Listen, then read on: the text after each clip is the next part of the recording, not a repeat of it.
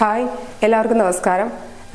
ഇന്നത്തെ വീഡിയോയിൽ നമ്മൾ ഡിസ്കസ് ചെയ്യാൻ പോകുന്നത് നമ്മുടെ ബിടെക് ക്ലാസ്സിന്, അതായത് KTU 2024 സ്കീമിലെ നമ്മുടെ കെമിസ്ട്രിക്കാർക്ക് വേണ്ടിയിട്ടുള്ള മൊഡ്യൂൾ 3ാമത്തെ മൊഡ്യൂളിനും 4ാമത്തെ മൊഡ്യൂളിൽ നിന്ന് നമുക്കിടെ കഴിഞ്ഞ എക്സാമുകൾക്കും ഇനി വരാൻ പോകുന്ന എക്സാമുകൾക്കൊക്കെ ഇമ്പോർട്ടൻസ് ആയിട്ട് ചോദിച്ചിട്ടുള്ള കുറച്ച് ടോപ്പിക്കുകൾ മാത്രമാണ് നമ്മൾ ഈ വീഡിയോയിൽ ഡിസ്കസ് ചെയ്യാനായിട്ട് പോകുന്നത്. 3ാമത്തെ മൊഡ്യൂളും 4ാമത്തെ മൊഡ്യൂളും. 3ാമത്തെ മൊഡ്യൂളിൽ നമുക്കറിയാം molecular spectroscopy and analytical techniques ആണ് 3ാമത്തെ മൊഡ്യൂള്. 1ഉം 2ഉം മൊഡ്യൂൾ നമ്മൾ ഓൾറെഡി ഡിസ്കസ് ചെയ്ത് കഴിഞ്ഞതാണ്. 1ാമത്തെ മൊഡ്യൂൾ എന്തായിരുന്നു? Electrochemistry and corrosion science ആയിരുന്നു. അത് നമ്മൾ ഫുൾ കംപ്ലീറ്റ് ചെയ്തിട്ടുണ്ട്. 2ാമത്തെ module nanomaterials and its applications ആണ്. അതും കംപ്ലീറ്റ് ചെയ്തിട്ടുണ്ട്. ഇനി 3ലെയും 4ലെയും നമ്മുടെ എക്സാമിന് വേണ്ടിയുള്ള ഇമ്പോർട്ടൻറ്റ് പോയിന്റ്സ് മാത്രമാണ് നമ്മൾ ഈ വീഡിയോയിൽ ഡിസ്കസ് ചെയ്യാനായിട്ട് പോകുന്നത്. 3ാമത്തെ module molecular spectroscopy and analytical techniques ആണ്. 4ാമത്തെ മൊഡ്യൂള് എൻവയോൺമെന്റൽ കെമിസ്ട്രിയും. അപ്പോൾ നമുക്കിപ്പം മോളിക്കുലാർ സ്പെക്ട്രോസ്കോപ്പി ആൻഡ് അനലിറ്റിക്കൽ ടെക്നിക്സിൽ നിന്നും എക്സാമിന് വരാൻ സാധ്യതയുള്ള കുറച്ച് ഇമ്പോർട്ടൻസ് ആയിട്ടുള്ള പോർഷൻ നോക്കാം. ഒന്നാമതൊരു ഇമ്പോർട്ടൻ്റ് ആയിട്ടുള്ള ലോ ഉണ്ട് നമുക്ക്, ബിയോർ ലാംബേർട്സ് ലോ എന്നാണ് പറയുന്നത്. എന്താണ് ബിയോർ ലാംബേർട്സ് ലോ? അപ്പോൾ എന്താണ് ബിയോർ ലാംബേർട്സ് ലോ? അതിന്റെ ഇക്വേഷൻ ഡിറൈവ് ചെയ്യാനായിട്ട് ഇമ്പോർട്ടൻ്റ് ആയിട്ട് ചോദിക്കുന്ന ഒരു ക്വസ്റ്റ്യൻ ആണ്. അതായത് ബിയോർ ലാംബേർട്സ് ലോ സ്റ്റേറ്റ് ചെയ്യാൻ പറഞ്ഞാൽ നമുക്ക് പറയാം, when a parallel beam of monochromatic electromagnetic radiation is passed through an absorbing solution. നമ്മളൊരു light ബീമിനെ സൊല്യൂഷനിലൂടെ കടത്തിവിടുകയാണ്. when a parallel beam of monochromatic electromagnetic radiation is passed through the absorbing solution. ഒരു absorbing സൊല്യൂഷനിലൂടെ കടത്തിവിടുമ്പം ഈ absorbing solution നമ്മൾ എടുത്തിരിക്കുന്ന concentration C എന്നാണ് represent ചെയ്തിരിക്കുന്നത്. അപ്പോൾ the rate of decrease in intensity, നമ്മൾ കടത്തിവിടുന്ന ആ ഇൻസിഡന്റ് ലൈറ്റ് ബീമിന്റെ ഇന്റൻസിറ്റി കുറയുക. നമ്മളിപ്പോൾ 100% ഇന്റൻസിറ്റി ഉള്ള ഒരു ലൈറ്റ് ബീമിനെയാണ് കടത്തിവിടുന്നതെങ്കിൽ ആ സൊല്യൂഷൻ കുറച്ച് ഇന്റൻസിറ്റി അങ്ങ് അബ്സോർബ് ചെയ്യുന്നുണ്ട്. അതിന് ഫലമായിട്ട് അവിടെ ഇന്റൻസിറ്റി കുറയുക. ആ decrease in intensity, the rate of decrease in intensity, നമ്മൾ ഡിക്രീസ് ഇൻ ഇന്റൻസിറ്റി റെപ്രസെന്റ് ചെയ്യുന്നത് -DI ആണ്. അപ്പൊ റേഡിയേഷന്റെ decrease in intensity with the thickness of the solution dx. Intensity with respect to thickness of the solution എന്താണ്? dx is directly proportional to. എന്തിന് directly proportional ആയിരിക്കും? Incident ചെയ്ത ആ റേഡിയേഷന്റെ ഇന്റൻസിറ്റിക്കും. അതിന്റെ ഇന്റൻസിറ്റിയെ നമ്മൾ ക്യാപിറ്റൽ I എന്നാണ് റെപ്രസെന്റ് ചെയ്യുന്നത്. സൊല്യൂഷന്റെ കോൺസെൻട്രേഷനും ഡയറക്ട്ലി പ്രപ്പോർഷണൽ ആയിരിക്കും എന്നാണ് പറയുന്നത്. അതായത് നമ്മളൊരു ലൈറ്റ് ബീമിനെ അബ്സോർബിംഗ് സൊല്യൂഷനിലൂടെ പാസ് ചെയ്യിപ്പിക്കുമ്പം അതിന്റെ ഇന്റൻസിറ്റി കുറയുന്നുണ്ട്. ആ കുറയുന്ന ഇന്റൻസിറ്റി എന്ന് പറയുന്നത് എന്തിന് ഡയറക്ട്ലി പ്രപ്പോർഷണൽ ആയിരിക്കും? നമ്മൾ ഇൻസിഡന്റ് ചെയ്യുന്ന ലൈറ്റിന്റെയും അതിന്റെ കോൺസെൻട്രേഷന്റെയും സൊല്യൂഷന്റെ കോൺസെൻട്രേഷന്റെയും പ്രോഡക്റ്റിന് ഡയറക്ട്ലി പ്രപ്പോർഷണൽ ആണെന്ന് പറയുന്ന ലോ ആണ് ബിയോർ ലാംബേർട്സ് ലോ. എന്താണ്? when a parallel beam of monochromatic electromagnetic radiation is passed through an absorbing solution of concentration C, the rate of decrease in intensity -DI of radiation with respect to the thickness of the solution dx is directly proportional to intensity of incident light and concentration of the solution. നമുക്കത് mathematically എങ്ങനെ represent ചെയ്യാം? Decrease in intensity നമ്മൾ -DI എന്നാണ് denote ചെയ്തിരിക്കുന്നത് with respect to the thickness of the solution, that is -DI/dx. Directly proportional to. എന്തിനൊക്കെ directly proportional ആണ്? നമ്മുടെ ലൈറ്റിന്റെ ഇൻസിഡന്റ് ലൈറ്റിന്റെ ഇന്റൻസിറ്റിക്കും കോൺസെൻട്രേഷന് ഡയറക്ട്ലി പ്രപ്പോർഷണൽ ആണ്. പ്രപ്പോർഷണൽ ടു I/C എന്ന് നമുക്ക് എഴുതാം. ഇനി നോക്കിക്കേ, നമുക്കിവിടെ ഐയുടെ ടേംസ് ഒന്നിച്ചാക്കാം. അപ്പൊ ഈ ഐ കൂടി നമ്മൾ ലെഫ്റ്റ് സൈഡിലേക്ക് മാറ്റിയാൽ -DI/I ഈസ് ഈക്വൽ ടു എന്ത് വരും? ഇവിടെ C ഉണ്ട്, സിയുടെ അടുത്തേക്ക് dx വരും. C dx എന്നാകും. പിന്നെ പ്രപ്പോർഷണൽ സൈൻ മാറ്റിയിട്ട് നമുക്കൊരു കോൺസ്റ്റന്റ് വെച്ച് മൾട്ടിപ്ലൈ ചെയ്യാം. അപ്പൊ എങ്ങനെ ആവും equation? -DI/I is equal to K × KC × dx എന്ന് വരും. DIയും Iയും ഒരു സൈഡിലാക്കി, Cയും dxും ഒരു സൈഡിലാക്കി. നമ്മൾ പ്രപ്പോർഷണൽ സൈൻ മാറ്റാൻ വേണ്ടി ഒരു കോൺസ്റ്റന്റ് വെച്ചിട്ട് എന്ത് ചെയ്തു? മൾട്ടിപ്ലൈ ചെയ്തു. ഇനി പിന്നെ അടുത്ത സ്റ്റെപ്പ് ഇതിനെ ഇന്റഗ്രേറ്റ് ചെയ്യുക എന്നുള്ളതാണ്. Integral I0 to I -DI/I is equal to integral 0 to x KC dx. Integrate ചെയ്യുമ്പോൾ നമുക്ക് കിട്ടുന്നത് ln I0/I എന്നായിരിക്കും. ln I0/I എന്നായിരിക്കും ഇതിന്റെ integral value is equal to, ഇതിന്റെ ഇന്റഗ്രൽ വാല്യൂ എന്ന് പറയുന്നത് KC നമുക്ക് പുറത്തെടുക്കാം. കോൺസ്റ്റന്റ് ആണ്. ഡി എക്സിനെ ഇന്റഗ്രൽ ചെയ്യുമ്പോൾ എക്സ് തന്നെ ആയിരിക്കും. അപ്പൊ കെ സി എക്സ് എന്നാകും ഇന്റഗ്രൽ ഫോം. ദെൻ നെക്സ്റ്റ് നമ്മൾ എൽ എൻ മാറ്റാൻ വേണ്ടിയിട്ട് നാച്ചുറൽ ലോഗിലേക്ക് കൊണ്ടുവരാൻ വേണ്ടിയിട്ട് 2.303 വെച്ച് മൾട്ടിപ്ലൈ ചെയ്യുവാണെങ്കിൽ 2.303 log I0/IC equal to K C X എന്നാകുന്നു. നെക്സ്റ്റ് നമ്മൾ ഈ 2.303 കൂടെ റൈറ്റിലോട്ട് മാറ്റുകയാണെങ്കിൽ log I0/IC equal to K C X ഉണ്ട് ഇൻറ്റു 2.303 റൈറ്റിലോട്ട് വരുമ്പോഴത്തേക്ക് ബൈ 2.303 ആവും. നമ്മൾ ഈ കെ ബൈ 2.303യെ എന്താ എക്സിലോൺ വെച്ചാണ് റെപ്രസെന്റ് ചെയ്യുന്നത്. K by 2.303 is equal to epsilon, that is molar extinction coefficient ആണ്. എക്സിലോൺ ഈസ് കോൾഡ് എന്നാണ് മോളാർ എക്സ്റ്റിങ്ഷൻ കോഎഫിഷ്യന്റ്. അപ്പൊ കെ ബൈ 2.303 നമ്മൾ എക്സിലോൺ വെച്ച് റെപ്രസെന്റ് ചെയ്യാണ്. നമ്മുടെ ഈ ഇങ്ങനെ ചരിച്ചു വരയ്ക്കുന്നത് എക്സിലോൺ എന്താണ് സി എക്സ് എന്ന് വരും. കെ ബൈ 2.303ക്ക് പകരമാണ് മോളാർ എക്സ്റ്റിങ്ഷൻ കോഎഫിഷ്യന്റ് ആയ എക്സിലോൺ എടുത്തിരിക്കുന്നത്. അപ്പൊ log I0/IC equal to epsilon C X എന്ന് വരും. ഇതാണ് നമ്മുടെ ഫൈനൽ ഇക്വേഷൻ. ഇത് ഡെറൈവ് ചെയ്യാനായിട്ട് എന്ത് ചെയ്യാം ചോദിക്കാം. അപ്പം ബിയർ ലാംബർട്ട്സ് ലോയും അതിന്റെ ഡെറിവേഷനും ആണ് ഇപ്പം പറഞ്ഞത്. ഇമ്പോർട്ടന്റ് ആയിട്ടുള്ള ഒരു പാർട്ടാണിത്. ഇത് ഉറപ്പായിട്ടും പഠിക്കാതെ എക്സാമിന് പോകരുത്. ഓക്കെ. നെക്സ്റ്റ് ഒരു ഇമ്പോർട്ടന്റ് ടോപ്പിക്കാണ് UV visible spectroscopy. Ultra violet visible spectroscopy എന്നാണ് അതിന്റെ ഫുൾ ഫോം. അവിടെ നമുക്ക് പ്രിൻസിപ്പിൾ നോക്കാം. അതിന്റെ പ്രിൻസിപ്പിൾ എന്ന് പറയുന്നത് ഒരു മോളിക്യൂളിനകത്തേക്ക് ഇലക്ട്രോമാഗ്നറ്റിക് റേഡിയേഷൻ ഇന്ററാക്ട് ചെയ്യുന്നതിനല്ലേ നമ്മൾ സ്പെക്ട്രോസ്കോപ്പി എന്ന് പറയുന്നത്. ഇവിടെ നമ്മൾ യൂസ് ചെയ്യുന്ന ഈ മോളിക്യൂളിനകത്തേക്ക് ഇന്ററാക്ട് ചെയ്യുന്ന ഇലക്ട്രോമാഗ്നറ്റിക് റേഡിയേഷൻ ഏത് റേഡിയേഷൻ ആയിരിക്കും? UV വിസിബിൾ റേഡിയേഷൻ ആയിരിക്കും. അൾട്രാ വയലറ്റ് വിസിബിൾ റേഡിയേഷൻ ആയിരിക്കും മോളിക്യൂളിലേക്ക് എന്ത് ചെയ്യപ്പെടുന്നത് ഇൻസിഡന്റ് ചെയ്യപ്പെടുന്നത്. അപ്പൊ അവിടെ ഫോം ചെയ്യുന്ന സ്പെക്ട്രോസ്കോപ്പിയാണ് UV വിസിബിൾ സ്പെക്ട്രോസ്കോപ്പി. ഇതിന്റെ പ്രിൻസിപ്പിൾ എന്ന് പറയുന്നത് UV visible spectroscopy corresponds to electronic excitation between the energy levels that corresponds to the molecular orbital of the system. അതായത് ഇവിടെ സംഭവിക്കുന്നത് എന്താണെന്ന് വെച്ചാൽ ഒരു മോളിക്യൂളിലേക്ക് UV വിസിബിൾ റേഡിയേഷൻ വന്ന് ഇൻസിഡന്റ് ചെയ്യുമ്പം ആ മോളിക്യൂള് ആ റേഡിയേഷനെ അബ്സോർബ് ചെയ്യുന്നുണ്ട്. അബ്സോർബ് ചെയ്യുന്നതിന്റെ ഫലമായിട്ട് അവിടെ ഇലക്ട്രോണുകൾ എക്സൈറ്റ് ചെയ്യപ്പെടുന്നുണ്ട്. ഇലക്ട്രോണുകൾ ഗ്രൗണ്ട് സ്റ്റേറ്റിൽ നിന്നും അതിന്റെ എക്സൈറ്റഡ് സ്റ്റേറ്റിലേക്ക് എക്സൈറ്റ് ചെയ്യപ്പെടുന്നുണ്ട്. അതാണ് അതിന്റെ പ്രിൻസിപ്പിൾ എന്ന് പറയുന്നത്. നമുക്ക് നോക്കാം. ഇവിടെ നമ്മൾ 3 ടൈപ്പ് ഇലക്ട്രോണുകളെ കുറിച്ച് അറിയണം. സിഗ്മ ഇലക്ട്രോൺസ്, പൈ ഇലക്ട്രോൺസ്, അതുപോലെ തന്നെ നോൺ ബോണ്ടിങ് ഇലക്ട്രോൺസ് അല്ലെങ്കിൽ ലോൺ പെയർസ് ഓഫ് ഇലക്ട്രോൺസ്. നമുക്കറിയാം സിഗ്മ ഇലക്ട്രോൺസ് എന്ന് പറഞ്ഞാൽ സിംഗിൾ ബോണ്ട് ഫോം ചെയ്യുമ്പോൾ ഉള്ള ഇലക്ട്രോണുകളെയാണ് നമ്മൾ സിഗ്മ ഇലക്ട്രോൺസ് എന്ന് പറയുന്നത്. എല്ലാ സിംഗിൾ ബോണ്ടുകളിലും സിഗ്മ ഇലക്ട്രോൺസ് ആണ് കണ്ടെയ്ൻ ആയിട്ടുള്ളത്. പൈ ബോണ്ട് എന്ന് പറയുന്നത് എന്താണ്? ഡബിൾ ബോണ്ട് വരികയാണെങ്കിൽ ഒരു സിഗ്മ ബോണ്ടും ഒരു പൈ ബോണ്ടും ചേർന്നിട്ടാണ് ഡബിൾ ബോണ്ട് ഫോം ചെയ്തിരിക്കുന്നത് നമുക്കറിയാം.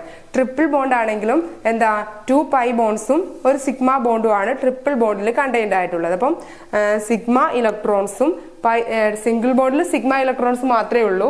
പൈ ബോണ്ട് വരണമെങ്കിൽ ഡബിൾ ബോണ്ടോ ട്രിപ്പിൾ ബോണ്ടോ ഉണ്ടാകണം. പിന്നെ നോൺ ബോണ്ടിങ് ഇലക്ട്രോൺസിനെ നമ്മൾ ഇങ്ങനെ ലോൺ പെയർ ഓഫ് ഇലക്ട്രോൺസ് ആയിട്ട് ഇങ്ങനെ കാണിക്കുന്നതാണ്. ഇങ്ങനെ കുത്തിട്ട് കാണിക്കത്തില്ല, ഡോട്ട് ഇട്ടിട്ട്.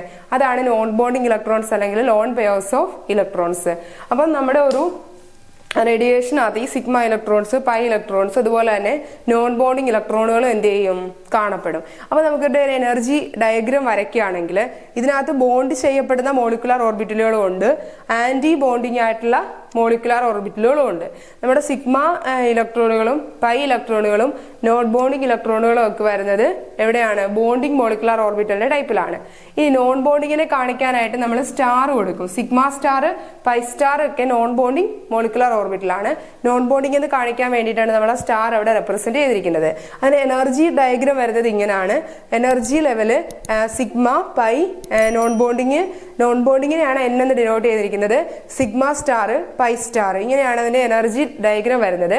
എപ്പോഴും ഇലക്ട്രോണുകൾ എക്സൈറ്റ് ചെയ്യപ്പെടുന്നത് ബോണ്ടിങ് മോളിക്കുലാർ ഓർബിറ്റലിൽ നിന്നും ആന്റി ബോണ്ടിങ് മോളിക്കുലാർ ഓർബിറ്റലിലേക്കായിരിക്കും. ബോണ്ടിങ് മോളിക്കുലാർ ഓർബിറ്റലിൽ നിന്നും ഇലക്ട്രോണുകൾ എക്സൈറ്റ് ചെയ്യപ്പെടുന്ന എങ്ങോട്ടേക്കായിരിക്കും? ആന്റി ബോണ്ടിങ് മോളിക്കുലാർ ഓർബിറ്റലിലേക്കായിരിക്കും. അങ്ങനെയാണെങ്കിൽ നമുക്ക് ഇതിനകത്ത് ഒരു 4 ടൈപ്പ് ട്രാൻസിഷൻ നടക്കുന്നുണ്ട്. UV വിസിബിൾ സ്പെക്ട്രോസ്കോപ്പിയിൽ ഇലക്ട്രോണുകളുടെ എക്സൈറ്റേഷൻ ഒരു 4 ടൈപ്പ് ഉണ്ട്. അതായത് സിഗ്മയിൽ നിന്ന് സിഗ്മ സ്റ്റാറിലേക്ക് ഇലക്ട്രോണുകൾ എക്സൈറ്റ് ചെയ്യാം. സിഗ്മയിൽ നിന്നും സിഗ്മ സ്റ്റാർ, ബോണ്ടിങ് അല്ലേ, സിഗ്മ മോളിക്കുലാർ ഓർബിറ്റലാണ് sigma to sigma star transition നടക്കുന്നുണ്ട്. Then pi to pi star transition നടക്കുന്നുണ്ട്. ബോണ്ടിങ്ങിൽ നിന്നും ആന്റി ബോണ്ടിങ് മോളിക്കുലാർ ഓർബിറ്റലിലേക്കാണ് ഇലക്ട്രോണുകൾ ട്രാൻസ്മിറ്റ് ചെയ്യപ്പെടുന്നത് അല്ലെങ്കിൽ എക്സൈറ്റ് ചെയ്യപ്പെടുന്നത്. Sigma to sigma star transition ഉണ്ട്. Pi to pi star transition ഉണ്ട്. അതുപോലെ തന്നെ N നമ്മുടെ നോൺ ബോണ്ടിങ് ഇലക്ട്രോൺ അല്ലെങ്കിൽ ലോൺ പെയറിൽ നിന്നും സിഗ്മ സ്റ്റാറിലേക്കും ഇലക്ട്രോണുകൾ എന്ത് ചെയ്യപ്പെടുന്നുണ്ട്, എക്സൈറ്റ് ചെയ്യപ്പെടുന്നുണ്ട്. അതുപോലെ തന്നെ നോൺ ബോണ്ടിങ്ങിൽ നിന്ന് പൈ സ്റ്റാറിലേക്കും ഇലക്ട്രോണുകൾ എന്ത് ചെയ്യപ്പെടുന്നുണ്ട്, എക്സൈറ്റ് ചെയ്യപ്പെടുന്നുണ്ട്. അപ്പോൾ 4 ടൈപ്പ് ട്രാൻസിഷൻ ആണ് UV വിസിബിൾ സ്പെക്ട്രോസ്കോപ്പിയിൽ നമുക്ക് കാണാനായിട്ട് കഴിയുന്നത്.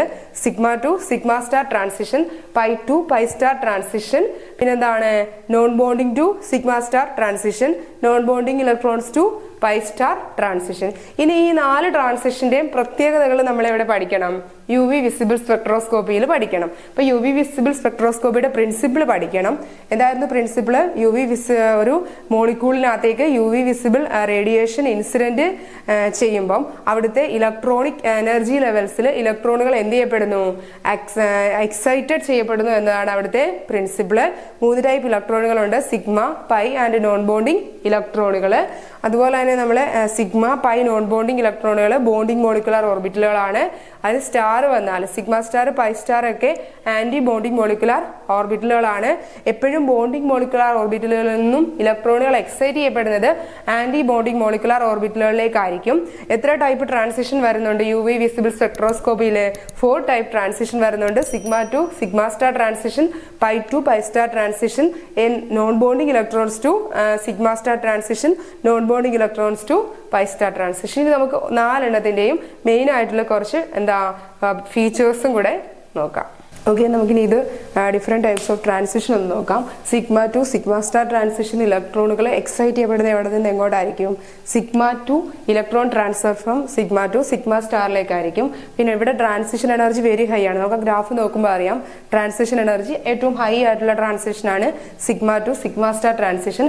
സാച്ചുറേറ്റഡ് ഹൈഡ്രോ കാർബൺസ്, അതായത് ആൽക്കെയിൻസ്, സിംഗിൾ ബോണ്ട് കണ്ടെയ്ൻ ആയിട്ടുള്ള ആൽക്കെയിൻസ്, സാച്ചുറേറ്റഡ് ഹൈഡ്രോ കാർബണുകളൊക്കെ ഈ sigma to sigma star transition ആയിരിക്കും നടക്കുന്നത്. പിന്നെ ഇത് ഒക്യൂർ ചെയ്യുന്നത് 150 നാനോമീറ്ററിലാണ്. അതുകൊണ്ട് തന്നെ നമുക്ക് UV വിസിബിൾ സ്പെക്ട്രോമീറ്റർ യൂസ് ചെയ്തിട്ട് ഇതിനെ ഡിറ്റക്ട് ചെയ്യാൻ പറ്റത്തില്ല. കാരണം UV വിസിബിൾ സ്പെക്ട്രോസ്കോപ്പിയുടെ റേഞ്ച് എന്ന് പറഞ്ഞാൽ 200 to 800 നാനോമീറ്റർ ആണ്. അപ്പൊ 200-ന് ബിലോ ആയിട്ട് വരുന്ന ഈ 150 നാനോമീറ്റർ നമുക്ക് എന്ത് ചെയ്യാൻ പറ്റത്തില്ല, ഡിറ്റക്ട് ചെയ്യാനായിട്ട് കഴിയത്തില്ല. അപ്പൊ ആ ഒരു പ്രത്യേകതകളൊന്ന് ഓർത്ത് വെച്ചിരിക്കുക. ദെൻ രണ്ടാമത്തെ ട്രാൻസിഷൻ ആണ് pi to pi star transition. അവിടെ നമുക്ക് ജനറൽ ആയിട്ട് ട്രാൻസിഷൻ ഇലക്ട്രോണുകൾ ട്രാൻസിറ്റ് ചെയ്യപ്പെടുന്നത് പൈയിൽ നിന്ന് പൈ സ്റ്റാറിലേക്കാണെന്ന് പറയാം. ഇത് അൺസാച്ചുറേറ്റഡ് ഹൈഡ്രോ കാർബൺസ് ആണ്. ഡബിൾ ബോണ്ട്, ട്രിപ്പിൾ ബോണ്ട് ഒക്കെ കണ്ടെയ്ൻ ആയിട്ടുള്ള ആൽക്കീൻ, ആൽക്കെയിൻ തുടങ്ങിയ അൺസാച്ചുറേറ്റഡ് ഹൈഡ്രോ കാർബൺസ് ആണ് ഈ ട്രാൻസിഷൻ കാണിക്കുന്നത്. ഇവിടെയും ട്രാൻസിഷൻ ഒക്യൂർ ചെയ്യുന്ന 169 നാനോമീറ്ററിലാണ് ട്രാൻസിഷൻ ഒക്യൂർ ചെയ്യുന്നത്. അതുകൊണ്ട് നമുക്ക് സ്പെക്ട്രോമീറ്റർ UV വിസിബിൾ സ്പെക്ട്രോമീറ്റർ വെച്ച് ഐഡന്റിഫൈ ചെയ്യാനായിട്ട് കഴിയത്തില്ല. പിന്നെ കോൺജുഗേറ്റഡ് ഡബിൾ ബോണ്ടുകളും ഈ ട്രാൻസിഷനിൽ വരുന്നതാണ്. ഇതാ പൈ ടു പൈ സ്റ്റാർ ട്രാൻസിഷനിൽ വരുന്നതാണ് കോൺജുഗേറ്റഡ് ഡബിൾ ബോണ്ട്സ് വരുന്ന കോമ്പൗണ്ടും. ഈ 3 കോമ്പൗണ്ടും ഒന്ന് ഓർത്ത് വെച്ചിരിക്കുക. 1,3 ബ്യൂട്ട ഡൈനും അതുപോലെ തന്നെ 1,3,5 എക്സാ ട്രൈൻ ആൻഡ് ബെൻസീൻ, ഇത് 3 പൈ ടു പൈ സ്റ്റാർ ട്രാൻസിഷനിൽ വരുന്നതാണ്. കോൺജുഗേറ്റഡ് എന്ന് വെച്ചാൽ ഓൾട്ടർനേറ്റ് ആയിട്ട് double bond single bond alternate ആയിട്ട് വരുന്ന കോമ്പൗണ്ട് ആണ് എന്ത്, conjugated compounds, conjugated double bonds എന്ന് വെച്ചാൽ. അപ്പോൾ 1,3 ബ്യൂട്ട ഡൈനിൽ നമുക്കറിയാം 1ാമത്തെ പൊസിഷനിലും 3ാമത്തെ പൊസിഷനിലും ഡബിൾ ബോണ്ട് വരുന്നുണ്ട് അല്ലെ. 1,3 ബ്യൂട്ട ഡൈന്റെ സ്ട്രക്ചർ ആണ് ഈ വരച്ചിരിക്കുന്നത്. CH2 CH double bond CH2 എന്നുള്ളതാണ് എന്ത്, 1,2 butadiene. CH2 double bond CH double bond CH2.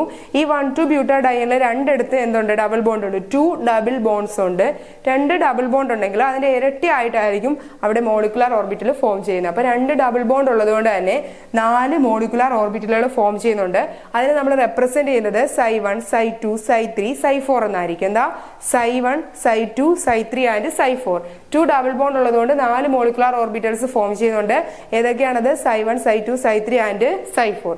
ഇനി 2 ഡബിൾ ബോണ്ട് ഉള്ളത് കൊണ്ട് തന്നെ അവിടെ രണ്ടിടത്തും ഇലക്ട്രോൺ പെയറുകളുണ്ട്. അപ്പൊ Ψ1-ലും 2 ഇലക്ട്രോൺ പെയർ ഉണ്ട്, Ψ2-ലും 2 ഇലക്ട്രോൺ പെയർ ഉണ്ട്. മൊത്തം 4 ഇലക്ട്രോൺ പെയറുകളുണ്ട്.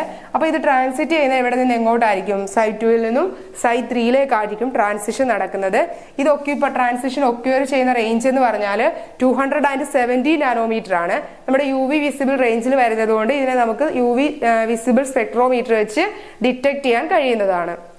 നെക്സ്റ്റ് 135 എക്സാ ട്രെയിൻ ആണ്. ട്രൈ-ഈൻ എന്ന് പറയുമ്പോൾ 3 എടുത്ത് ഡബിൾ ബോണ്ട് വരുന്നുണ്ട്. 3 ഡബിൾ ബോണ്ട് ഉള്ളത് കൊണ്ട് തന്നെ അതിന്റെ ഇരട്ടിയായിട്ട്, അതായത് 6 മോളിക്കുലാർ ഓർബിറ്റൽസ് ഇവിടെ ഫോം ചെയ്യുന്നുണ്ട്. ആ 6 മോളിക്കുലാർ ഓർബിറ്റൽസ് നമ്മൾ എങ്ങനെ റെപ്രസെന്റ് ചെയ്യാം? Psi1, Psi2, Psi3, Psi4, Psi5 and Psi6. അപ്പൊ 6 മോളിക്കുലാർ ഓർബിറ്റൽസ് ഉള്ളത് കൊണ്ട് തന്നെ 6 ഇലക്ട്രോൺ പെയറുകളുണ്ട്. സോ എത്രയാ? Psi1 2 electron, Psi2 2 electron, Psi3 2 electron, അങ്ങനെ 3 പെയേഴ്സ് ഓഫ് ഇലക്ട്രോണുകളുണ്ട്. 6 ഇലക്ട്രോണുകൾ ഉണ്ട്. എക്സൈറ്റ് ചെയ്യുന്നത് Psi3 നിന്ന് എങ്ങോട്ടായിരിക്കും? Psi4ലേക്കായിരിക്കും. അവിടുത്തെ റേഞ്ച് എന്ന് പറയുന്നത് 247 നാനോമീറ്റർ ആണ്. സോ UV വിസിബിൾ സ്പെക്ട്രോമീറ്ററിലെ റേഞ്ച് ആയിട്ട് വരുന്നത് കൊണ്ട് തന്നെ നമുക്കത് ഡിറ്റക്ട് ചെയ്യാനായിട്ട് കഴിയുന്നുണ്ട്. പിന്നെ ബെൻസീന്റെ സ്ട്രക്ചർ നമുക്കറിയാം. എക്സഗൺ ആണ്. ഓൾട്ടർനേറ്റ് ആയിട്ട് ഡബിൾ ബോണ്ട് കൊടുക്കണം. അപ്പൊ 3 ഡബിൾ ബോണ്ട് വരുന്നുണ്ട്. അവിടെയും 6 മോളിക്കുലാർ ഓർബിറ്റൽസ് ഫോം ചെയ്യുന്നുണ്ട്. Psi1, Psi2, Psi3, Psi4, Psi5, Psi6. But അത് നമ്മൾ റെപ്രസെന്റ് ചെയ്തത് ഈ 1,3-ബ്യൂട്ടഡൈനും അതുപോലെ തന്നെ 1,3,5 എക്സാട്രൈനും റെപ്രസെന്റ് ചെയ്തതുപോലെ തന്നെ അല്ല. കാരണം ഇവിടെ ഡീജനറേറ്റ് ആയിട്ട്, അതായത് സെയിം എനർജി വരുന്ന ഒരേപോലെ വരുന്ന ഓർബിറ്റൽസ് ഉള്ളതുകൊണ്ട് നമ്മൾ റെപ്രസെന്റ് ചെയ്യുന്നത് ആ ഫസ്റ്റ് Psi1. ഏറ്റവും എനർജി കുറവാണ് Psi1. ദെൻ എനർജി രണ്ടിടത്തും സെയിം ആയിട്ട് നിൽക്കുകയാണ്, Psi2നും Psi3നും. അപ്പൊ രണ്ടും ഒരേ ലൈനിലായിട്ട് വേണം വരയ്ക്കാൻ. അതുപോലെ തന്നെയാണ് Psi4ലും Psi5ലും. അത് കഴിഞ്ഞ് മുകളിൽ Psi6. ഏറ്റവും എനർജി കൂടുതലുള്ള ആള് Psi6 ആണ്. ഈ Psi2നും Psi3നും ഒരേ ലൈനിൽ വരയ്ക്കാൻ കാരണം അവ ഡീജനറേറ്റ് ആണ്. ഡീജനറേറ്റ് എന്ന് വെച്ചാൽ എന്താണ്? സെയിം എനർജി ലെവലുള്ളവരെയാണ് നമ്മൾ ഡീജനറേറ്റ് ഓർബിറ്റൽസ് എന്ന് പറയുന്നത്. അതുപോലെ തന്നെ Psi4ും Psi5ും എന്താണ്? ഡീജനറേറ്റ് ആണ്. അതുകൊണ്ടാണ് നമ്മൾ അത് 4 ലൈനിലായിട്ട് കാണിക്കുന്നത്. ഓക്കെ, ഇവിടെയും ഇലക്ട്രോണുകൾ ട്രാൻസ്ഫർ ചെയ്യപ്പെടും. അപ്പൊ ഈ 3 എക്സാമ്പിൾ എന്ത് ചെയ്തേക്കണം? UV വിസിബിൾ സ്പെക്ട്രോസ്കോപ്പിയിൽ പഠിച്ചു വെച്ചിരിക്കുക. പിന്നെ അടുത്തത് നമ്മുടെ N, നോൺ ബോണ്ടിങ് ഇലക്ട്രോൺസ് ആണ്. N എന്ന് റെപ്രസെന്റ് ചെയ്തിരിക്കുന്നത്. Non bonding to sigma star ട്രാൻസിഷനിൽ നോൺ ബോണ്ടിങ് ഇലക്ട്രോണുകൾ എങ്ങോട്ടേക്ക് ട്രാൻസ്മിറ്റ് ചെയ്യും? സിഗ്മ സ്റ്റാർ എന്ന് പറയുന്ന ഓർബിറ്റലിലേക്ക് ട്രാൻസ്മിറ്റ് ചെയ്യും. ഇവിടെ പക്ഷേ ബിലോ 200 നാനോമീറ്റർ ആണ്, നമുക്ക് ഡിറ്റക്ട് ചെയ്യാനായിട്ട് കഴിയത്തില്ല. ദെൻ Pi2 ഇത് കാണിക്കുന്നത് നൈട്രജൻ, ഓക്സിജൻ, സൾഫർ കണ്ടെയ്ൻ കോമ്പൗണ്ടുകളായിരിക്കും. ഈ ട്രാൻസിഷൻ നടക്കുന്നത് നൈട്രജനോ ഓക്സിജനോ സൾഫറോ കണ്ടെയ്ൻഡ് ആയിട്ടുള്ള കോമ്പൗണ്ടുകളിലായിരിക്കും. ഇനി non bonding to pi star ഓർബിറ്റലിലേക്ക് വരുമ്പോൾ ഇലക്ട്രോണുകൾ ട്രാൻസ്ഫർ ചെയ്യുന്നത്, നോൺ ബോണ്ടിങ് ഇലക്ട്രോണുകൾ എങ്ങോട്ടേക്ക് ട്രാൻസ്ഫർ ചെയ്യുന്നുണ്ട്? പൈ സ്റ്റാർ ഓർബിറ്റലിലേക്ക് ട്രാൻസ്ഫർ ചെയ്യുന്നുണ്ട്. ഏറ്റവും എനർജി കുറവായിട്ടുള്ള ഒരു ട്രാൻസിഷൻ ആണ് Pi2 pi star transition. Then അവിടെ വരുന്ന റേഞ്ച് എന്ന് പറയുന്നത് ഒരു 180 നാനോമീറ്റർ ആണ്. ഈ 180 നാനോമീറ്റർ നമുക്ക് UV വിസിബിൾ സ്പെക്ട്രോമീറ്ററിൽ എന്ത് ചെയ്യാൻ പറ്റത്തില്ല? ഐഡന്റിഫൈ ചെയ്യാൻ പറ്റത്തില്ല. അപ്പൊ ഇതാണ് നമ്മുടെ UV വിസിബിൾ സ്പെക്ട്രോസ്കോപ്പിയിലെ 4 ടൈപ്പ് ഓഫ് ട്രാൻസിഷനും ഞാൻ എക്സ്പ്ലെയിൻ ചെയ്തിട്ടുണ്ട്. അപ്പൊ UV വിസിബിൾ സ്പെക്ട്രോസ്കോപ്പിയിലെ ഇത്രയും ടോപ്പിക്ക് വളരെ ഇമ്പോർട്ടന്റ് ആണ്. അതോടൊപ്പം തന്നെ അതിന്റെ ഇൻസ്ട്രുമെന്റേഷനും ഒരുപാട് തവണ ചോദിച്ചിട്ടുള്ളതാണ്. അപ്പൊ നമുക്കിനി അടുത്ത ഇൻസ്ട്രുമെന്റേഷൻ ഒന്ന് നോക്കാം. ഓക്കെ, നമുക്ക് UV വിസിബിൾ സ്പെക്ട്രോസ്കോപ്പിയുടെ ഇൻസ്ട്രുമെന്റേഷൻ ഒന്ന് നോക്കാം. ഇതിൽ ഇൻസ്ട്രുമെന്റേഷനിൽ മെയിൻ ആയിട്ട് വരുന്നത് ഒരു UV വിസിബിൾ സോഴ്സ് വേണം, മോണോക്രോമാറ്റർ വേണം, സാമ്പിള്, റെഫറൻസ്, പിന്നെ ഡിറ്റക്ടർ ആൻഡ് റെക്കോർഡർ. ഇത്രയാണ് അതിനകത്ത് ഇമ്പോർട്ടന്റ് ആയിട്ടുള്ള ഇൻസ്ട്രുമെന്റേഷൻ വരുന്നത്. അവിടെ നമ്മൾ UV വിസിബിൾ സോഴ്സ് ആയിട്ട് ഉപയോഗിക്കുന്നത്, കോമൺ ആയിട്ട് ഉപയോഗിക്കുന്നത് ടങ്സ്റ്റൺ ഫിലമെന്റ് ലാമ്പാണ് കോമൺ ആയിട്ട് യൂസ് ചെയ്യുന്നത്. അപ്പൊ നമ്മൾ ഈ UV വിസിബിൾ സോഴ്സിനെ രണ്ടായിട്ട് സ്പ്ലിറ്റ് ചെയ്തിട്ട് ഒന്ന് നമ്മൾ സാമ്പിളിലൂടെ പാസ് ചെയ്യിപ്പിക്കും, മറ്റൊന്ന് നമ്മൾ റെഫറൻസിലൂടെ പാസ് ചെയ്യിപ്പിക്കും. ഈ സാമ്പിളിലൂടെ പാസ് ചെയ്യുന്നതിന്റെ ഇന്റൻസിറ്റിയാണ് I എന്ന് ഡിനോട്ട് ചെയ്യുന്നത്. റെഫറൻസിലൂടെ പാസ് ചെയ്യുന്ന ലൈറ്റിന്റെ ഇന്റൻസിറ്റിയാണ് I0. ദെൻ അതിന് ഡിറ്റക്ടറിൽ കാണാം. നമുക്ക് ഡിറ്റക്ടർ അതിനെ സ്ക്രീനിൽ കാണിക്കും. സ്ക്രീനിൽ നിന്ന് നമുക്ക് അതിന്റെ ഗ്രാഫ് കിട്ടും. ഗ്രാഫാണ് കൊടുത്തിരിക്കുന്നത്. ഇത് സ്ക്രീൻ ആണ്. ദെൻ എക്സ് ആക്സിസിൽ വേവ് ലെങ്ത് ആണ് വരുന്നത്, ലാംഡ നാനോമീറ്ററിൽ. വൈ ആക്സിസിൽ ഇതിന്റെ കോൺസെൻട്രേഷൻ ആണ്, log I0/I. അങ്ങനെ നമുക്ക് ഗ്രാഫ് കിട്ടും. ഇൻസ്ട്രുമെന്റേഷൻ ഇതൊന്നും വരച്ച് വെച്ചാൽ മതി. എന്തൊക്കെയാണ്? UV visible source, monochromator, sample, reference, detector and recorder. UV visible source tungsten filament ലാമ്പാണ് നമ്മൾ സാധാരണയായിട്ട് യൂസ് ചെയ്യുന്നത്, അല്ലെങ്കിൽ ഹൈഡ്രജൻ ഡിസ്ചാർജ് ലാമ്പും ഒക്കെ യൂസ് ചെയ്യുന്നുണ്ട്. കോമൺ ആയിട്ട് യൂസ് ചെയ്യുന്നത് ഈ ടങ്സ്റ്റൺ ഫിലമെന്റ് ലാമ്പാണ്. ആ സോഴ്സിൽ നിന്ന് വരുന്ന ലൈറ്റ് ബീംസിനെ നമ്മൾ സാമ്പിളിലൂടെയും റെഫറൻസിലൂടെയും പാസ് ചെയ്യിപ്പിക്കുന്നുണ്ട്. സാമ്പിളിലൂടെ പാസ് ചെയ്യിപ്പിക്കുന്ന ലൈറ്റ് സോഴ്സിന്റെ ഇന്റൻസിറ്റി I എന്നും റെഫറൻസിലൂടെ കടന്നു പോകുന്നത് I0 എന്നും എടുക്കുന്നു. ദെൻ ഒരു ഡിറ്റക്ടർ വെച്ചിട്ടുണ്ട്, സ്ക്രീൻ വെച്ചിട്ടുണ്ട്. സ്ക്രീനിൽ നിന്ന് കിട്ടുന്ന ഗ്രാഫാണ് കാണിച്ചിരിക്കുന്നത്. ദെൻ ഇതിന്റെ ആപ്ലിക്കേഷൻ കൂടെ ഒന്നു, പിന്നെ ഈ രണ്ടൊരു പോയിന്റും കൂടെ ഓർത്ത് വെച്ചിരിക്കുക. നമുക്ക് ഈ സാമ്പിളിൽ നിന്ന് കിട്ടുന്ന ഈ I-യും I0യും കമ്പയർ ചെയ്തിട്ട് നമുക്ക് പറയാൻ പറ്റും I-യും I0യും ഈക്വൽ ആണെങ്കിൽ സാമ്പിൾ അബ്സോർബ് ചെയ്യുന്നില്ല ലൈറ്റിനെ. Sample does not absorb light. Absorb ചെയ്യുന്നുണ്ടെങ്കിൽ I ലെസ് ദാൻ I0 ആയിരിക്കും. ദാറ്റ് ഈസ് I0 ഗ്രേറ്റർ ആയിരിക്കും. നമ്മൾ റെഫറൻസിലൂടെ കടത്തി വരുന്ന ലൈറ്റിന്റെ ഇന്റൻസിറ്റി ആയിരിക്കും സാമ്പിളിന്റെ ഇന്റൻസിറ്റിയേക്കാൾ കൂടുതൽ. അപ്പൊ I ലെസ് ദാൻ I0 ആണെങ്കിൽ മാത്രമേ ലൈറ്റിനെ എന്ത് ചെയ്യുന്നുള്ളൂ, അബ്സോർബ് ചെയ്യുന്നുള്ളൂ. ആപ്ലിക്കേഷൻസും കൂടെ ഒന്ന് ഓർത്ത് വെച്ചിരിക്കുക. ആരോമാറ്റിക് കോമ്പൗണ്ടുകളെ തിരിച്ചറിയാൻ വേണ്ടിയിട്ട്, ഡിറ്റക്ട് ചെയ്യാൻ വേണ്ടിയിട്ട് നമ്മൾ യൂസ് ചെയ്യുന്നുണ്ട്. പിന്നെ ഇമ്പ്യൂരിറ്റീസിനെ, എന്തെങ്കിലും ഇമ്പ്യൂരിറ്റീസ് ഒക്കെ ഉണ്ടോ അതിനെ ഡിറ്റക്ട് ചെയ്യാൻ വേണ്ടി യൂസ് ചെയ്യുന്നുണ്ട്. പിന്നെ അൺനോൺ കോൺസെൻട്രേഷൻ ഡിറ്റർമൈൻ ചെയ്യാൻ വേണ്ടി യൂസ് ചെയ്യുന്നുണ്ട്. Then kinetics of chemical reaction, chemical റിയാക്ഷന്റെ കൈനറ്റിക്സിനെ കുറിച്ച് പഠിക്കാൻ വേണ്ടിയിട്ട് അല്ലെങ്കിൽ മനസ്സിലാക്കാൻ വേണ്ടിയിട്ട് യൂസ് ചെയ്യുന്നുണ്ട്. പിന്നെ മെഡിക്കൽ ലാബുകളിലൊക്കെ UV വിസിബിൾ സ്പെക്ട്രോസ്കോപ്പി യൂസ് ചെയ്യുന്നുണ്ട്. അതൊക്കെ അതിന്റെ ആപ്ലിക്കേഷൻസ് ആണ്. ഡിറ്റക്ഷൻ ഓഫ് ആരോമാറ്റിക് കോമ്പൗണ്ട്, എന്താണ് detection of impurities, determine unknown concentration, study of chemical kinetics and used as medical lab. അപ്പൊ UV വിസിബിൾ സ്പെക്ട്രോസ്കോപ്പിയിൽ നിന്ന് ഇത്രയും ഭാഗങ്ങളാണ്. ഇത് എസ്സേ ആയിട്ട് ചോദിക്കാൻ സാധ്യതയുള്ള ഒരു ക്വസ്റ്റ്യൻ ആണ് UV വിസിബിൾ സ്പെക്ട്രോസ്കോപ്പി. അല്ലെങ്കിൽ പാർട്ടായിട്ട് ഇൻസ്ട്രുമെന്റേഷനോ അല്ലെങ്കിൽ അതിന്റെ എന്താണ് ട്രാൻസിഷൻസോ ആപ്ലിക്കേഷൻസോ അങ്ങനെയും എന്തായാലും UV വിസിബിൾ സ്പെക്ട്രോസ്കോപ്പിയിൽ നിന്ന് ഏതെങ്കിലും ഒരു ക്വസ്റ്റ്യൻ ഷുവർ ആണ്. നെക്സ്റ്റ് നമ്മൾ നോക്കുന്നത് IR സ്പെക്ട്രോസ്കോപ്പിയാണ്. UV വിസിബിൾ സ്പെക്ട്രോസ്കോപ്പി പോലെ തന്നെ ഇമ്പോർട്ടന്റ് ആയിട്ട് നമ്മുടെ മൂന്നാമത്തെ മൊഡ്യൂളിൽ വരുന്ന IR സ്പെക്ട്രോസ്കോപ്പിയാണ് നമ്മൾ നോക്കാനായിട്ട് പോകുന്നത്. ഓക്കെ, നമ്മൾ നെക്സ്റ്റ് നോക്കുന്ന ടോപ്പിക് IR സ്പെക്ട്രോസ്കോപ്പി ആണ്. ഇൻഫ്രാറെഡ് റേഡിയേഷൻ ആണ് നമ്മളിവിടെ യൂസ് ചെയ്യുന്നത്. ഇതിനെ നമുക്ക് വൈബ്രേഷണൽ സ്പെക്ട്രോസ്കോപ്പി എന്ന് കൂടെ പറയാം. It is also known as vibrational spectroscopy. Use ചെയ്യുന്ന റേഡിയേഷൻ അതാണ് ഇൻഫ്രാറെഡ് റേഡിയേഷൻസ് ആണ്. ഇവിടുത്തെ പ്രത്യേകത എന്ന് പറയുന്നത് നമ്മുടെ മോളിക്യൂൾസിന് ഒരു ഡൈപോൾ മൊമെന്റ് ഉണ്ടായിരിക്കണം. Molecules should have A dipole moment. It moves the transition between vibrational energy levels of A molecule having dipole moment. അതായത് ഇവിടെ നടക്കുന്നത് വൈബ്രേഷണൽ എനർജി ലെവൽസിനിടയിലുള്ള ട്രാൻസിഷൻ ആണ്. പിന്നെ ഇവിടുത്തെ റേഞ്ച് എന്ന് പറയുന്നത് 500 to 4000 സെന്റിമീറ്റർ ഇൻവേഴ്സ് ആണ്. ഓരോ വൈബ്രേഷണൽ എനർജി ലെവലിനെയും അസോസിയേറ്റ് ചെയ്തുകൊണ്ട് റൊട്ടേഷണൽ എനർജി ലെവൽസും വരുന്നുണ്ട്. Each vibrational energy level is associated with a set of rotational energy levels. എന്ന് വെച്ചാൽ നമ്മളിപ്പം എനർജി ലെവൽസ് വരച്ചില്ലേ, ദാറ്റ് ഈസ് എന്താണ് എനർജി ലെവൽ E1 E2 അങ്ങനെ എനർജി ലെവൽസ് വരയ്ക്കുമ്പം ഇവിടെ ഓരോരുത്തടുത്തും വൈബ്രേഷണൽ എനർജി ലെവലുകൾ വരുന്നുണ്ട്. ഓരോന്നിനിടയിലും വൈബ്രേഷണൽ എനർജി ലെവലുകൾ വരുന്നുണ്ട്. ഈ വൈബ്രേഷണൽ എനർജി ലെവൽസിനെ അസോസിയേറ്റ് ചെയ്തുകൊണ്ട് pair of rotational energy levels എന്ത് ചെയ്യുന്നുണ്ട്, വരുന്നുണ്ട്. വൈബ്രേഷണൽ എനർജി ലെവലിനെ അസോസിയേറ്റ് ചെയ്തുകൊണ്ട് റൊട്ടേഷണൽ എനർജി ലെവലുകൾ നമുക്ക് കാണാനായിട്ട് പറ്റും.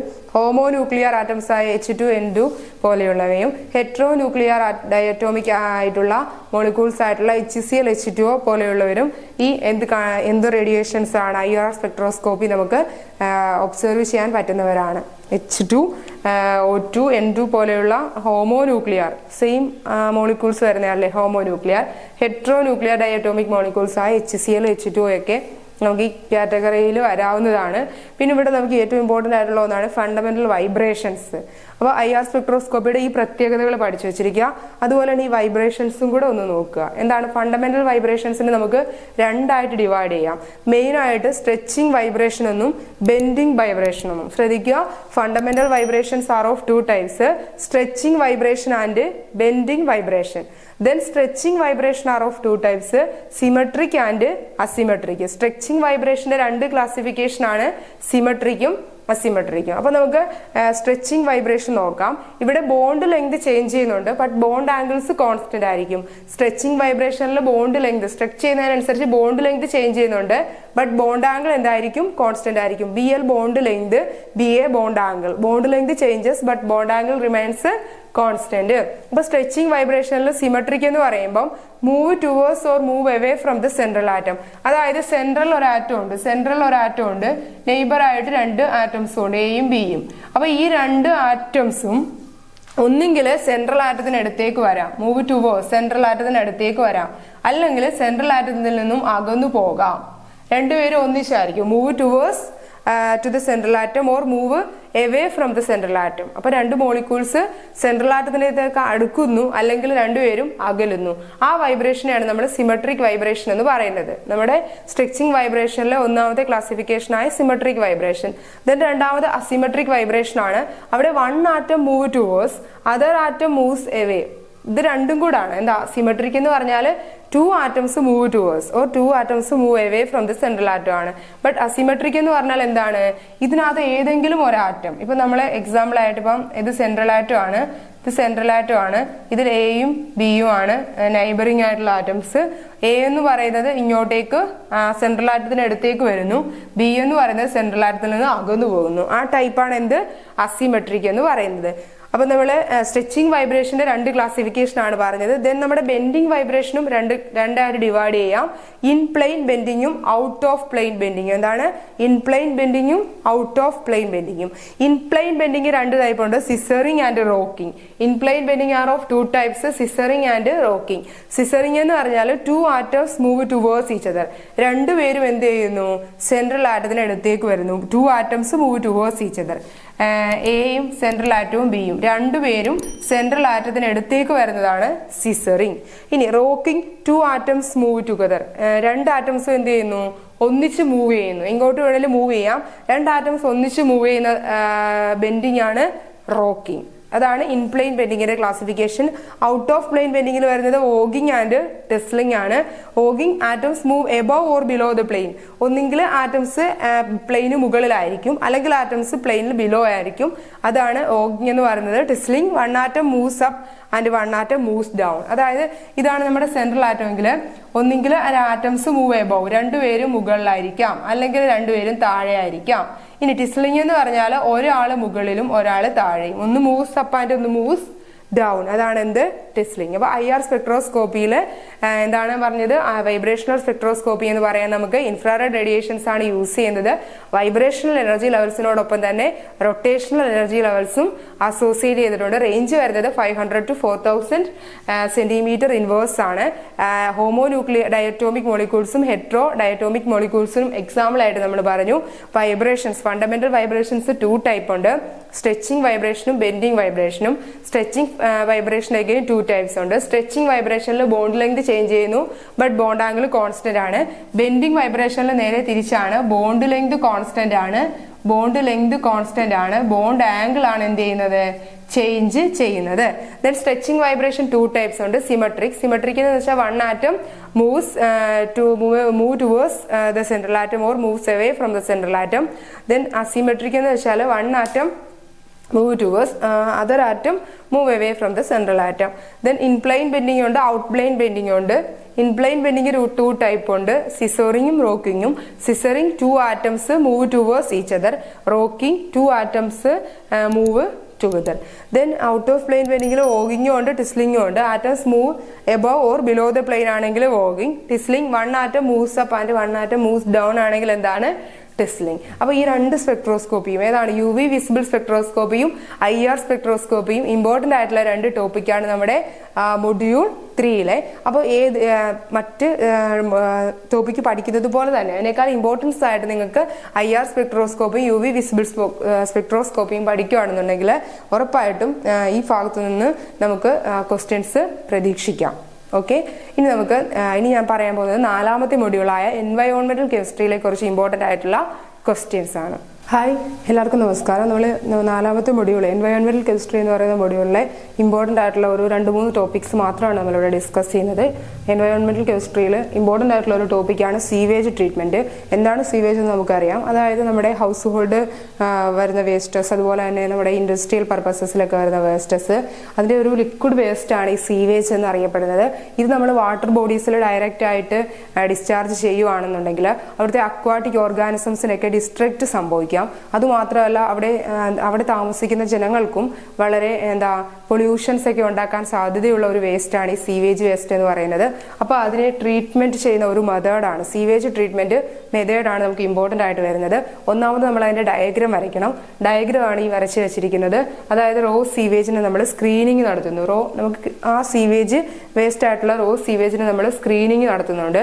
സ്ക്രീനിങ് നടത്തുമ്പോൾ കിട്ടുന്ന ഫിൽട്രേറ്റിനെ നമ്മൾ സെഡിമെന്റേഷൻ നടത്തുകയാണ്. സെഡിമെന്റേഷൻ നടത്താൻ വേണ്ടിയിട്ട് അതിനകത്തേക്ക് ആലം നമ്മൾ ആഡ് ചെയ്യുന്നുണ്ട്. അതുപോലെ തന്നെ സ്ക്രീനിങ് നടത്തുമ്പോൾ ഒന്ന് ഫിൽട്രേറ്റ് ചെയ്യും, മറ്റൊന്ന് റെസിജ്യൂവിനെ നമ്മൾ അനോർബിക് ട്രീറ്റ്മെന്റ് ചെയ്യും. ഈ പ്രോസസ്സിന് നമ്മൾ അനോർബിക് പ്രോസസ്സ് എന്നാണ് പറയുന്നത്. അനോർബിക്കും എറോബിക്കും ഒക്കെ നമ്മൾ പറഞ്ഞതാണ്. ഓക്സിജന്റെ പ്രസൻസിലും ആബ്സെൻസിലും നടക്കുന്ന റിയാക്ഷൻസിനെയാണ് അറിയപ്പെടുന്നത് എറോബിക് ആൻഡ് അനോർബിക് എന്ന്. അപ്പൊ ആദ്യം നമ്മൾ റോ സീവേജിനെ എന്ത് ചെയ്തു? റോ സീവേജിനെ സ്ക്രീനിങ് നടത്തി. ആ ഫിൽട്രേറ്റിനെ നമ്മൾ സെഡിമെന്റേഷൻ നടത്തുന്നുണ്ട്. ആലം ആഡ് ചെയ്ത് ആ റെസിജ്യൂവിനെ നമ്മൾ അനോർബിക് ട്രീറ്റ്മെന്റും ചെയ്യുന്നുണ്ട്. ഇനി ഈ സെഡിമെന്റേഷൻ ആലമാടിയത് സെഡിമെന്റേഷൻ നടത്തിയിട്ട് ഇതിൽ നമ്മൾ ട്രിക്ലിംഗ് ഫിൽറ്റർ ചെയ്യുന്നുണ്ട്. ട്രിക്ലിംഗ് ഫിൽറ്റർ ചെയ്യുമ്പോഴും ആ കിട്ടുന്ന സെഡിമെന്റേഷനകത്തുനിന്ന് നമ്മൾ ക്ലോറിനേഷൻ നടത്തിയിട്ടാണ് ഈ ഡിസ്ചാർജ് ഈ വേസ്റ്റ് ആയിട്ട് ഈ നമുക്ക് പൊല്യൂഷൻ ഉണ്ടാക്കുന്ന സബ്സ്റ്റൻസിലേക്ക് റിമൂവ് ചെയ്തതിന് ശേഷമാണ് നമ്മൾ ഡിസ്ചാർജ് ചെയ്യപ്പെടുന്നത് വാട്ടർ ബോഡീസിനകത്തേക്ക്. ഈ ഒരു ഡയഗ്രാം പഠിച്ചു വെച്ചിരിക്കുക. റോ സീവേജ് സ്ക്രീനിങ്ങിൽ ഫിൽട്രേറ്റ് നമ്മൾ സെഡിമെന്റേഷൻ നടത്തുന്നു, റെസിഡ്യൂ അനോർബിക് പ്രോസസ്സ് നടത്തുന്നു, സെഡിമെന്റേഷൻ നടത്താൻ വേണ്ടിയിട്ട് ആലം ആഡ് ചെയ്യുന്നു, ദെൻ ട്രിക്ലിംഗ് ഫിൽറ്റർ യൂസ് ചെയ്യുന്നു, പിന്നെ സെഡിമെന്റേഷൻ നടത്തി ക്ലോറിനേഷൻ നടത്തിയിട്ടാണ് നമ്മൾ ഈ വാട്ടറിനെ ഡിസ്ചാർജ് ചെയ്യുന്നത്. ഇതിനകത്ത് വരുന്ന 3 പ്രോസസ്സ് ഉണ്ട്. പ്രിലിമിനറി പ്രോസസ്സ് വരുന്നുണ്ട്, സെക്കൻഡറി പ്രോസസ്സ് വരുന്നുണ്ട്, അതുപോലെ തന്നെ ടെർഷ്യറി പ്രോസസ്സും വരുന്നുണ്ട്. പ്രിലിമിനറി പ്രോസസ്സിൽ 2 മെത്തേഡുകളാണ് നമ്മൾ യൂസ് ചെയ്യുന്നത്, സ്ക്രീനിങ്ങും സെഡിമെന്റേഷനും. പ്രിലിമിനറി പ്രോസസ്സിൽ വരുന്നതാണ് ഈ സ്ക്രീനിങ്ങും സെഡിമെന്റേഷനും. നമ്മൾ ഇതിനു വേണ്ടി യൂസ് ചെയ്യുന്ന ഒരു വലിയ ടാങ്ക് ആണ്, ഒരു സീവേജ് ടാങ്ക് നമ്മൾ ഇതിനു വേണ്ടി യൂസ് ചെയ്യുന്നുണ്ട്. അതായത് നമ്മൾ ഇതിനെ sewage is passed in upward direction through bar and mesh screens to remove suspended particles. നമ്മളിവിടെ സസ്പെൻഡഡ് ആയിട്ടുള്ള പാർട്ടിക്കിൾസിനെയൊക്കെ റിമൂവ് ചെയ്യുന്ന പ്രോസസ്സാണ് സ്ക്രീനിങ് എന്ന് പറയുന്നത്. അവിടെ പ്രൈമറി പ്രോസസ്സ് നമ്മൾ 2 യൂസ് ചെയ്യുന്നുണ്ട്, സ്ക്രീനിങ്ങും ഉണ്ട്, സെഡിമെന്റേഷനും ഉണ്ട്. സെഡിമെന്റേഷൻ നടത്താൻ വേണ്ടിയിട്ട് നമ്മൾ അവിടെ ആലം ആഡ് ചെയ്യുന്നുണ്ട്. ഇനി സെക്കൻഡറി പ്രോസസ്സിൽ നടക്കുന്നത് എന്താണെന്ന് വെച്ചാൽ കാർബൺ ആണ്. Carbon converted to CO2. Carbon convert ചെയ്തിട്ട് കാർബൺ ഡയോക്സൈഡ് ആക്കി മാറുന്നുണ്ട്. നൈട്രജൻ കൺവേർട്ടഡ് ആയിട്ട് NH3 അമോണിയ ആയി മാറുന്നുണ്ട്. നൈട്രൈൽസ് ആയിട്ട് മാറുന്നുണ്ട്. നൈട്രേറ്റ്സ് ആയിട്ട് മാറുന്ന പ്രോസസ്സുകളാണ് സെക്കൻഡറിയിൽ നടക്കുന്നത്. സെക്കൻഡറി പ്രോസസ്സിൽ carbon converted to carbon dioxide, nitrogen converted to ammonia, nitriles and nitrates. പിന്നെ അവിടെ വരുന്ന ഒരു മെത്തേഡാണ് ട്രിക്ലിംഗ് ഫിൽറ്റർ മെത്തേഡ്. അത് കുറച്ചും കൂടി ഇമ്പോർട്ടന്റ് ആണ്. നമ്മൾ ഈ സീവേജിനെ filter through a specially designed sprinkling filter. നമ്മൾ ഇതിനെ ഫിൽറ്റർ ചെയ്യുന്നുണ്ട്, ഒരു സ്പെഷ്യലി ഡിസൈൻ ചെയ്തിട്ടുള്ള സ്പ്രിംഗ്ലിംഗ് ഫിൽറ്ററിൽ വെച്ച് ഫിൽറ്റർ ചെയ്യുന്നുണ്ട്. അത് റെക്ടാങ്കുലാർ ഷേപ്പ് ആയിരിക്കും, 2 മീറ്റർ ഡെപ്ത് ഉണ്ടായിരിക്കും. അവിടെ നമ്മൾ ഈ ഫില്ല് ചെയ്തിരിക്കുന്നത് ബ്രോക്കൺ ആയിട്ടുള്ള ബ്രിക്സ് ആയിരിക്കും അവിടെ നമ്മൾ ഫില്ല് ചെയ്തിരിക്കുന്നത്. The sewage trickles over the filter with the help of a rotating distributor. അവിടെ നമ്മൾ ഉപയോഗിക്കുന്ന റൊട്ടേറ്റിംഗ് ഡിസ്ട്രിബ്യൂട്ടറിന്റെ ഹെൽപ്പോട് കൂടി ഈ സീവേജ് ആ ഫിൽറ്ററിന്റെ മുകളിലേക്ക് ട്രിക്കിൾ ചെയ്യുന്നുണ്ട്, തുള്ളി തുള്ളിയായിട്ട് വീഴുന്നുണ്ട്. Then moves down through the filtering medium. എന്നിട്ട് ആ ഫിൽറ്ററിംഗ് മീഡിയത്തിന്റെ താഴേക്ക് മൂവ് ചെയ്യുന്നു. And aerobic micro organisms start consuming the micro organic matter in the sewage. എന്നിട്ട് ഈ സീവേജിലുള്ള ഓർഗാനിക് മാറ്ററിനെ ആര് കൺസ്യൂം ചെയ്യുന്നു? എയ്റോബിക് മൈക്രോ ഓർഗാനിസംസ് കൺസ്യൂം ചെയ്തിട്ട് അതൊക്കെ ഡിസ്ചാർജ് ചെയ്തിട്ട് നമുക്ക് കിട്ടുന്നത് ഈ പൊല്യൂഷൻ ഉണ്ടാക്കുന്ന വേസ്റ്റ് മെറ്റീരിയൽസിനെയൊക്കെ റിമൂവ് ചെയ്തിട്ടുള്ള ലിക്വിഡ് വേസ്റ്റ് ആയിരിക്കും നമുക്ക് കിട്ടുന്നത്. അതാണ് ട്രിക്കിളിംഗ് ഫിൽറ്റർ മെത്തേഡ്. സീവേജിനെ നമ്മൾ ഒരു സ്പെഷ്യലി ഡിസൈൻഡ് ആയിട്ടുള്ള സ്പ്രിംഗ്ലിംഗ് ഫിൽറ്റർ വെച്ചിട്ട് എയ്റോബിക് കണ്ടീഷനിൽ ഫിൽറ്റർ ചെയ്യുന്നുണ്ട്. അതിന് റെക്ടാങ്കുലർ ഷേപ്പാണ്, 2 മീറ്റർ ഡെപ്ത് ആണ്. നമ്മളവിടെ ബ്രോക്കൺ ബ്രിക്സ് ആണ് ഫില്ല് ചെയ്തിരിക്കുന്നത്. ഈ സീവേജ് എന്തിനു മുകളിലേക്ക് ട്രിക്കിൾ ചെയ്യുന്നു? ഫിൽറ്ററിന്റെ മുകളിലേക്ക് ട്രിക്കിൾ ചെയ്യുന്നു. എന്തിന്റെ ഹെൽപ്പോട് കൂടിയാണ്? ഒരു റൊട്ടേറ്റിംഗ് ഡിസ്ട്രിബ്യൂട്ടറിന്റെ ഹെൽപ്പോട് കൂടിയാണ്. എന്നിട്ട് ഇത് എങ്ങോട്ട് മൂവ് ചെയ്യും? Move down through the filtering മീഡിയത്തിലേക്ക് മൂവ് ചെയ്യും. അവിടെ എയ്റോബിക് മൈക്രോ ഓർഗാനിസംസ് ഈ സീവേജിലുള്ള ഓർഗാനിക് മാറ്ററിനെ എന്ത് ചെയ്യുന്നു? കൺസ്യൂം ചെയ്യുന്നു. പിന്നെ ടെർഷ്യറി ട്രീറ്റ്മെന്റിൽ വരുന്നത് പ്രസിപ്പിറ്റേഷൻ ആണ്. പ്രസിപ്പിറ്റേഷൻ നടത്താൻ വേണ്ടി നമ്മൾ ആഡ് ചെയ്യുന്നത് കാൽസ്യം ഓക്സൈഡ് ആണ്. PPN എന്ന് എഴുതിയിരിക്കുന്നത് പ്രസിപ്പിറ്റേഷൻ ആണ്. പ്രസിപ്പിറ്റേഷൻ നടത്താൻ വേണ്ടി ആഡ് ചെയ്യുന്ന CaO കാൽസ്യം ഓക്സൈഡ് ആണ്. ദെൻ നമ്മൾ നൈട്രജൻ സ്ട്രിപ്പിംഗ് ചെയ്യുന്നുണ്ട്. നൈട്രജൻ സ്ട്രിപ്പിംഗ് നടത്താൻ വേണ്ടി ആഡ് ചെയ്യുന്നത് NH3 ഗ്യാസിനെയാണ്. നൈട്രജൻ ഗ്യാസ് ആണ്. നൈട്രജൻ സ്ട്രിപ്പിംഗ് നടത്താൻ വേണ്ടി ആഡ് ചെയ്യുന്നത്. ക്ലോറിനേഷൻ നടത്തുന്നുണ്ട്, അതിന് ആഡ് ചെയ്യുന്നത് Cl ആണ്. പ്രസിപ്പിറ്റേഷൻ കാൽസ്യം ഓക്സൈഡ് ആഡ് ചെയ്യുന്നു, nitrogen stripping NH3 gas add ചെയ്യുന്നു, ക്ലോറിനേഷൻ Cl ആഡ് ചെയ്യുന്നു. ഇതാണ് നമ്മുടെ ഇമ്പോർട്ടന്റ് ആയിട്ടുള്ള ഈ സീവേജ് ട്രീറ്റ്മെന്റ്. ചോദിച്ചാൽ നിങ്ങൾക്ക് ഈ ഡയഗ്രാം വരച്ച് ഇത്രയും കാര്യങ്ങൾ എഴുതുവാണെങ്കിൽ ഈ ക്വസ്റ്റ്യൻ നിങ്ങൾക്ക് ആൻസർ ചെയ്യാനായിട്ട് പറ്റും. ഓക്കെ, നമ്മുടെ എൻവയോൺമെന്റൽ കെമിസ്ട്രിയിൽ വരുന്ന രണ്ടാമത്തെ ഒരു ടോപ്പിക്കാണ് റിവേഴ്സ് ഓസ്മോസിസ്. നമുക്കറിയാം എന്താണ് ഓസ്മോസിസ് നമുക്കറിയാം. അതായത് നമ്മൾ എടുക്കുന്ന 2 സൊല്യൂഷൻസ്, ഡിഫറെന്റ് കോൺസെൻട്രേഷനുള്ള 2 സൊല്യൂഷൻസിന് നമ്മൾ ഒരു സെമി പെർമിയബിൾ മെമ്പറൈൻ വഴി സെപ്പറേറ്റ് ചെയ്യുകയാണെന്നുണ്ടെങ്കിൽ അവിടെ നിന്ന് സോൾവെന്റ് മോളിക്യൂള് ലോ കോൺസെൻട്രേഷൻ റീജിയനിൽ നിന്നും ഹയർ കോൺസെൻട്രേഷൻ റീജിയനിലേക്ക് ഫ്ലോ ചെയ്യപ്പെടുന്ന പ്രോസസ്സിനെയാണ് നമ്മൾ ഓസ്മോസിസ് എന്ന് പറയുന്നത്. എന്താണ്? നമ്മൾ 2 സൊല്യൂഷൻസ് എടുക്കുന്നു. അതായത് ഡിഫറെന്റ് കോൺസെൻട്രേഷനുള്ള 2 സൊല്യൂഷൻസിന് നമ്മൾ ഒരു സെമി പെർമിയബിൾ മെമ്പറൈൻ വഴി സെപ്പറേറ്റ് ചെയ്യുമ്പോൾ അവിടെ ലോ കോൺസെൻട്രേഷൻ റീജിയണിൽ നിന്നും സോൾവെന്റ് മോളിക്യൂൾ ഹയർ കോൺസെൻട്രേഷൻ റീജിയണിലേക്ക് ഫ്ലോ ചെയ്യുന്ന ആ പ്രോസസ്സിനെയാണ് നമ്മൾ ഓസ്മോസിസ് എന്ന് പറയുന്നത്. ഇവിടെ നമ്മൾ ഒരു പ്രഷർ അപ്ലൈ ചെയ്യുകയാണെങ്കിൽ ഈ ഓസ്മോസിസ് സ്റ്റോപ്പ് ചെയ്യാനായിട്ട് പറ്റും. ആ പ്രഷറിനെ നമ്മൾ ഓസ്മോട്ടിക് പ്രഷർ എന്നാണ് പറയുന്നത്. ഓസ്മോസിസ് എന്ന് പറയുന്ന പ്രോസസ്സ് സ്റ്റോപ്പ് ചെയ്യാൻ വേണ്ടി യൂസ് ചെയ്യുന്ന പ്രഷറാണ് ഓസ്മോട്ടിക് പ്രഷർ. ഇനി ഓസ്മോട്ടിക് പ്രഷർ അപ്ലൈ ചെയ്ത് കഴിഞ്ഞാൽ ഈ പ്രോസസ്സ്, അതായത് ആ ഫ്ലോ സ്റ്റോപ്പ് ആയിരിക്കുകയാണ്.